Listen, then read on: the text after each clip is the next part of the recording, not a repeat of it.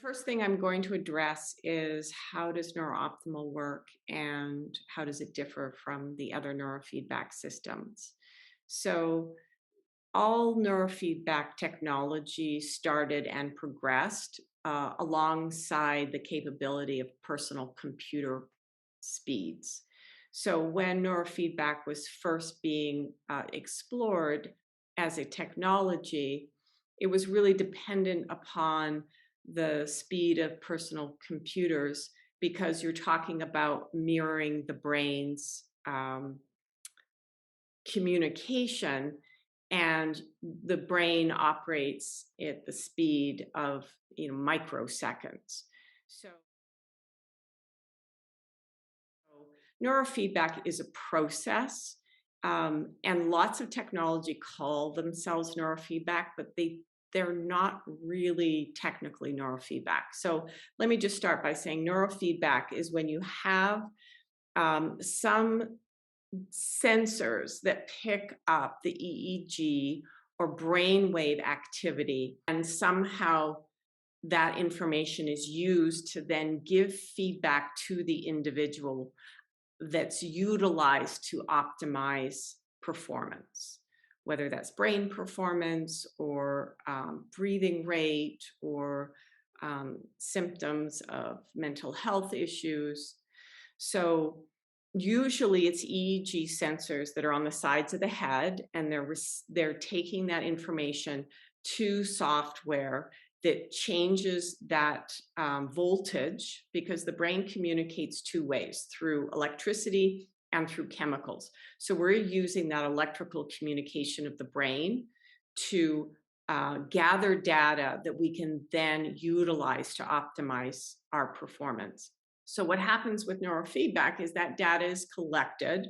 There's software that interprets that data, and then some way, usually through either auditory or visual perception, there's feedback that's given to the individual, either consciously or unconsciously, that's then utilized to optimize the brain's performance.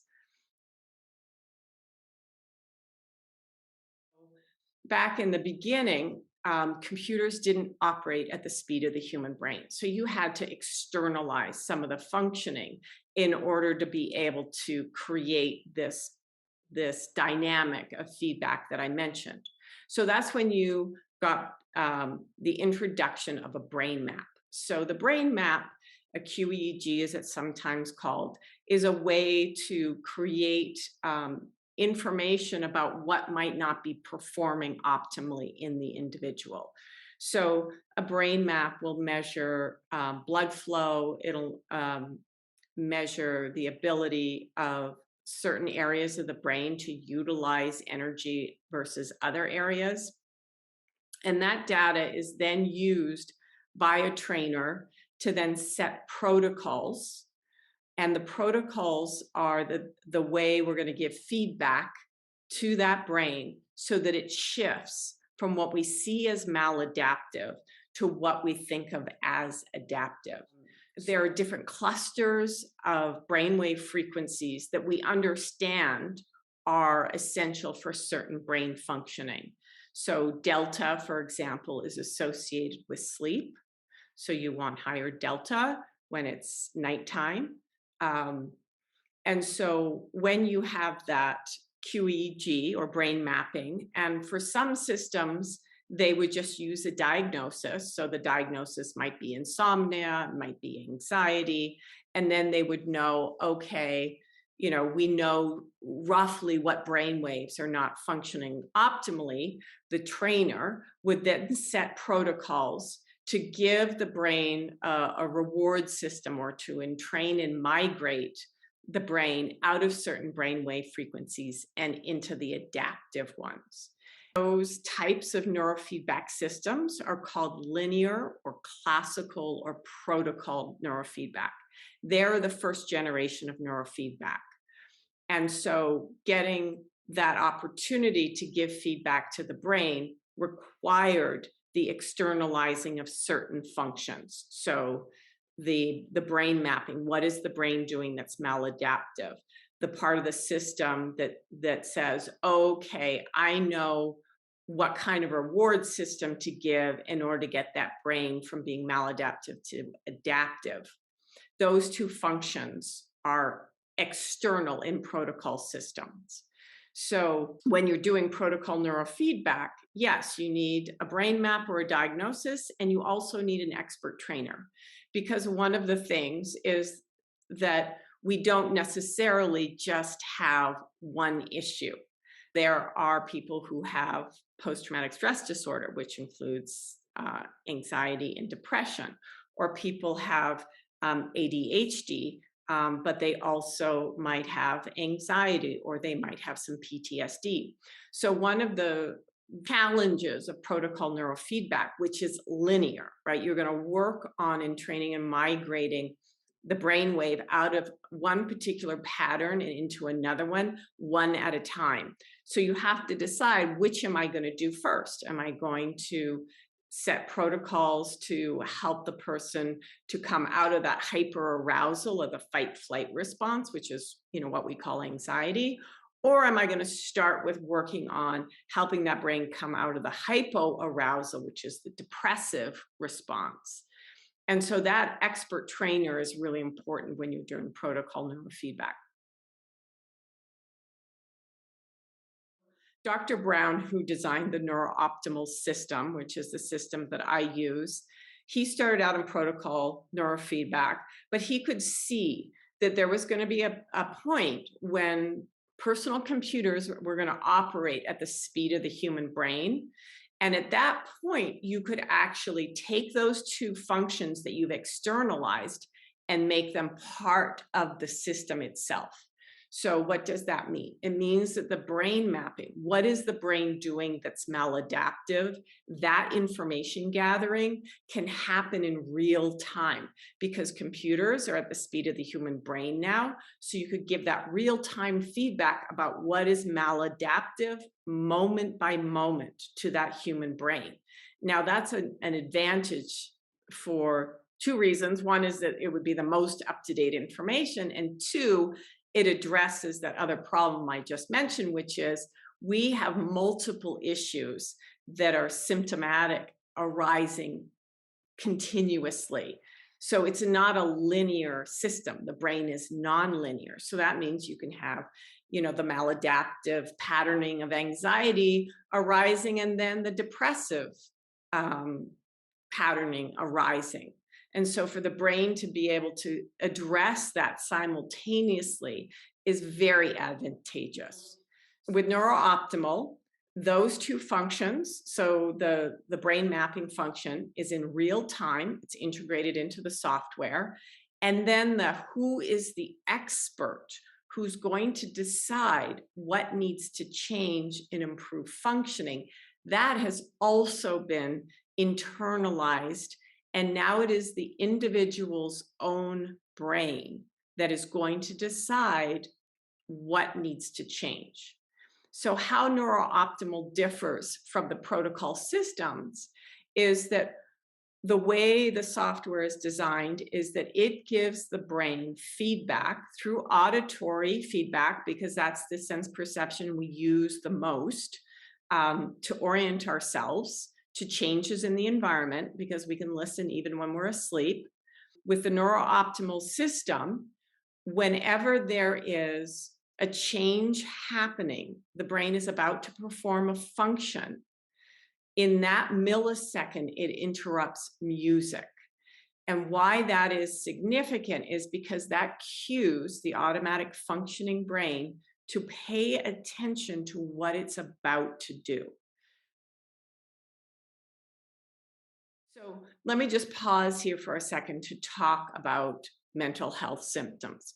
So my role here is that I'm a psychotherapist. I have been in private practice for 20 years, and 10 years ago, I brought NeurOptimal into my practice. So one of our challenges in the world of mental health is how do we get that brain of the person who's coming to us, with their issues, with their symptoms, how do we get the brain part of the problem to shift, right? So I'm going to talk a little bit about the stress response. So all of us experience stress. What is stress? Stress is an amazing function that the automatic functioning brain has to be able to identify potential danger and respond in like a millisecond to something that could harm us in less than a minute through punching it, running from it, or playing dead. So that is the fight, flight, freeze response, which basically is one of our more primitive skills. So it works on a level that's not conscious because it has to work very fast, and it's constantly assessing changes in our environment to see, is the environment still safe? Is it dangerous? So that I'm going to use a little graph here. So this is the fight flight. This is hyperarousal, which I mentioned before. This is the hypoarousal of the depressive response. And then in this zone, this is the zone that we're really interested in. This is the zone of regulation. This is when that limbic brain, that stress response brain, is registering safety. There's a safe environment. So I'm going to function with particular characteristics. And those characteristics are, I'm going to be calm. I'm going to be open. I'm going to have awareness. I'm going to be lighthearted, spontaneous, creative. I'm going to focus if I need to focus. All of that happens when the brain perceives safety. And that's kind of like our home base. Or I should say, that is supposed to be our home base. But what we understand in mental health is that part of why we have mental health conditions is because the brain gets habituated. And that is a very important thing to understand and to remember when you're thinking about what can NeurOptimal do for me. So what NeurOptimal does, this is the design of the system, is that it's cueing the brain, right? So we talked about the brain. So we got the EEG sensors collecting that electrical information. They go into the software of the computer. The computer is looking for an electrical kind of dance that happens just before a state change. So just before the brain is about to do something, it does a particular kind of electrical dance. As soon as it picks up on that, in that millisecond, it interrupts the music that is playing during the session. That cues that automatic functioning brain, something has changed in the environment. And what we want it to see is what it's about to do habitually. So with the NeurOptimal system, it alerts the brain to pay attention to everything. So the system does not know whether what the brain is about to do is maladaptive or adaptive. It just lets that brain know. And so the key is that your own brain can decide what is adaptive. So your own brain is the expert, not an external trainer, but your own brain. So if the brain is cued to pay attention, it's going to take in two important pieces of data: what it's about to do habitually, that it's being cued to pay attention to, as well as going to pay attention to your environment, both the external environment and your internal environment. So what is going on that I need to be doing? All that information arises, as well as what am I about to do habitually? So let's go back to the stress response as an example. So if you're doing the neurofeedback session and the system alerts your automatic functioning brain is about to do a state change, and that brain pays attention, comes into the present moment, it's cued, and it sees, as it pays attention to the environment, oh, I'm in a safe space. But it also sees, wow, I'm about to go into a stress response. Why am I doing that?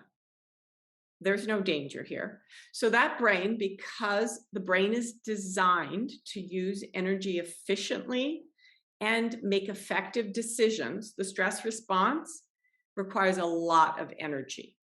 So as soon as the brain registers, I'm doing an activity that requires a lot of energy and is not really solving any problem because the environment is safe. So why am I doing a stress response? That brain is automatically going to shift out of that stress response. and it's going to try to come into this zone, which is that zone of regulation. Calm, centered, grounded, able to focus, sense of clarity, a sense of openness, upliftedness, creativity, all that happens in that state of regulation. So throughout a NeurOptimal session, that brain is getting cued, pay attention to yourself, pay attention to yourself, over and over and over again. And during a session, the brain is going to shift its functioning and it's going to optimize itself to the degree to which it can. And we could talk, if people have questions about, well, what are the extrinsic constraints? So what could get in the way of the brain being able to go into that state of regulation? The point is that that brain is going to constantly be adjusting itself based on getting alerted to pay attention to what it's doing. The things that it's doing that are adaptive, it will keep doing. The things that are maladaptive, meaning they're not appropriate for the here and now needs, it's going to shift. So for people who are anxious, for people who are stuck in that depressive response or flipping back and forth, they're going to be shifting out of that during a session. But actually the most important thing that happens during NeurOptimal sessions is what the brain learns over time. And this is the key thing, is that NeurOptimal is actually a learning device. We're teaching the brain to function differently.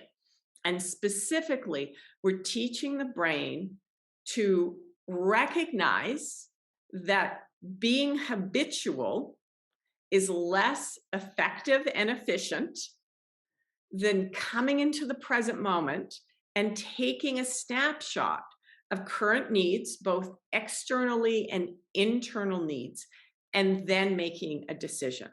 So put it more simply, it's helping that brain be less habitual and to be more precise in response to the here and now. So over time, so this is really brain training. We are teaching the brain how to function differently.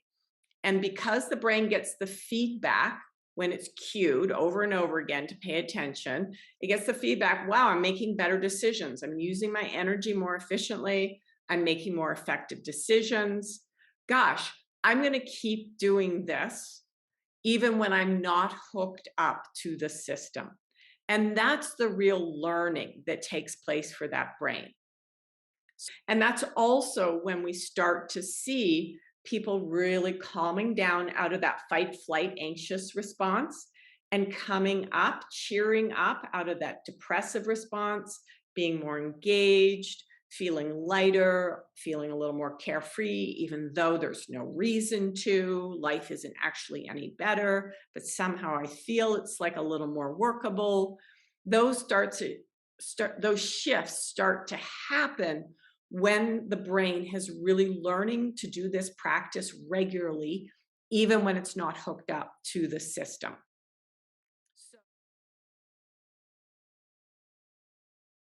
Right, so ADHD, right, the brain is not registering what's appropriate in the here and now, right? When we have work in front of us, we need to use our focusing brain, right? But what happens for some of us, and there are different kinds of ADHD or ADD, but often we're using our scanning brain and we're trying to focus on work, but our brain is doing scanning.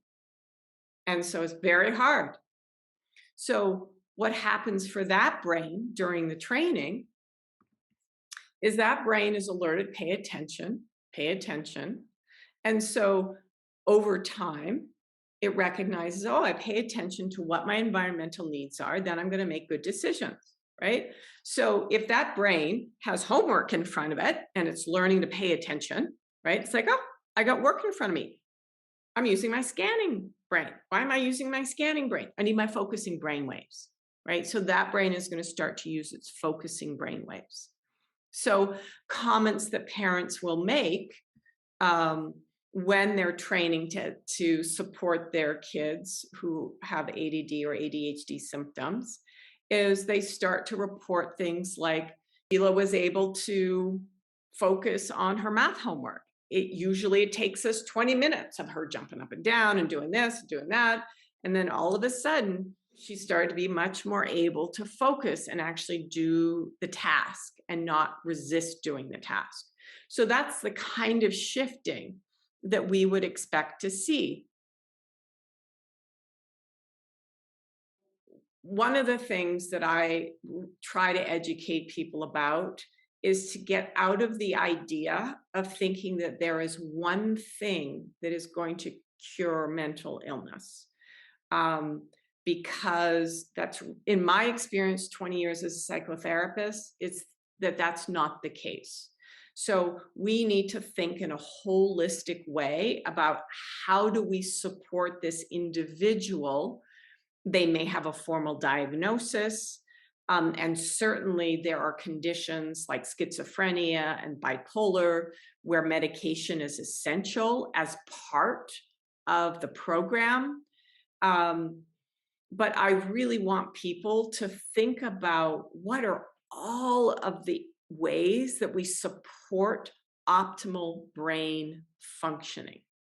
And this is the key thing, because there are a number of things that support, NeurOptimal being one of them. So we need to really think about exercise as being part of a very important support for overall functioning of the brain. Now, sometimes people don't feel well enough to be able to get themselves out and exercise. So sometimes what I recommend for people is they start with the neurofeedback, because that helps bring that collapsed depressive energy that we see with trauma people, we see with people with depression, right? It helps bring enough that they can start to consider exercising. It also creates more clarity. Another really important factor in overall health is people's mindset. So people will ask me, Natalie, will this help me? And let's go back to anxiety and depression, because that's a topic that people seem to be very interested in. So the people who come into my office or approach us to rent a system, and their attitude is, I'm sick and tired of worrying all the time. I'm tired of feeling fearful and unsafe in the world. I'm really ready to be grounded. I want to live a more peaceful life, or I'm tired of feeling powerless in the world, not being able to get things done, feeling hopeless, being stuck in bed, right? So hyperarousal, hypoarousal. I am ready to be a happy person. I'm ready to have joy, which may seem like silly questions, but they actually are very good prognostic indicators of how the neurofeedback is going to go. So people who come in and they're saying these things to us, we're ready for the change. Those are the people that we see do the best with neurofeedback. Again, understanding that it is part of a holistic program, but your mindset is very important. So the opposite, and we do see this in anxious people who are very hesitant about what their anxiety does for them. For the people who are like, it keeps me in the zone. I can see when things are, going to go wrong, or it's my mojo. Those people have ambivalence about giving up their anxiety, because understandably, it has served them in their lives. And also, for some people, it's really a big part of their identity. And so for those people, usually around session 6, 8 is when they really start to calm down and don't like it. And they will either just stop training altogether, because again, they're identified with that hyperarousal and they're not liking being calm, right? Some people report to us, I feel like I'm getting depressed. And that's because they're not used to what the state of regulation is. They're so used to hovering in this hyperarousal place.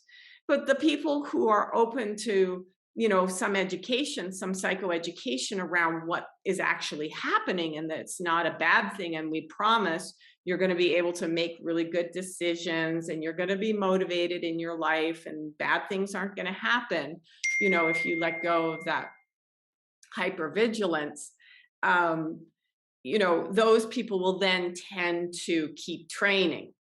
But that mindset is really important. So the mindset I'm ready for the change. I'm ready to be calmer. I'm ready to be able to focus. I'm ready to be happier for no good reason. Those people tend to change quickly or more quickly. And people are also ready to I'm ready to give up the self-talk that I associate with that hyperarousal anxious mind or that hypoarousal depressive mind. So for those people who have PTSD, anxiety, depression, talking about a holistic approach, some cognitive behavioral work can be very helpful for them to be able to identify what are the thoughts that they believe that when they calm down, send them back into that hypoarousal or back into that hypoarousal, right? I really am a horrible person, right? You believe that thought, you can send that nervous system back down into that hypoarousal. So having some ability to work with your mind, work with your thinking, your self-talk, a very important part of a holistic approach, especially when we're talking about anxiety, depression, PTSD. And the last thing I'll say is diet. And this is, again, something that people might approach a little bit later in their training. Once they're more calm, more grounded, more organized, they're able to kind of work through plans. And what happens is that people will start to have thoughts like, wow, maybe I need to look at my diet. Maybe it's time to go talk to that nutritionist. That's often the language people will use about a month or so, or 10 or 15 sessions into neurofeedback training, because what happens is that line of communication between the brain and our sort of conscious selves gets clearer.